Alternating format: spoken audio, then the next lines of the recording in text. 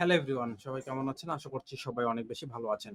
Honours তৃতীয় বর্ষ রাষ্ট্রবিজ্ঞান সাজেশন, বিষয় বাংলাদেশের লোক প্রশাসন, বিষয় কোড হলো 231911।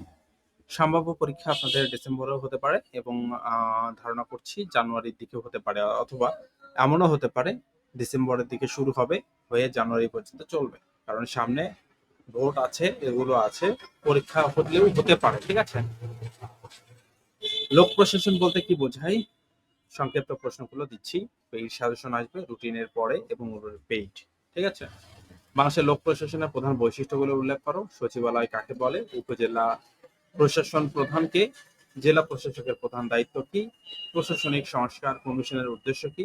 স্থানীয় সরকার বলতে কি বোঝায়? ই গভর্নেন্স ডিজিটাল প্রশাসন কি?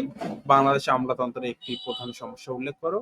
লোক প্রশাসনের নারী অংশগ্রহণে কেন গুরুত্বপূর্ণ? যে কয়েকটা প্রশ্ন তোমাদেরকে এখানে দিয়েছি, খুবই গুরুত্বপূর্ণ এই 10টি প্রশ্ন। অতএব মনোযোগ সহকারে এই 10টি প্রশ্ন পড়তে থাকো এবং প্রশ্নের উত্তরগুলো তোমরা আমার পেইড সাজেশনের সাথে পাবা।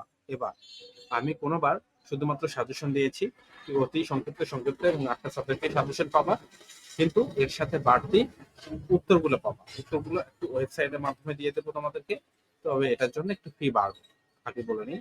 কারণ তোমরা সবসময় আমাকে নক করছো, মেসেজে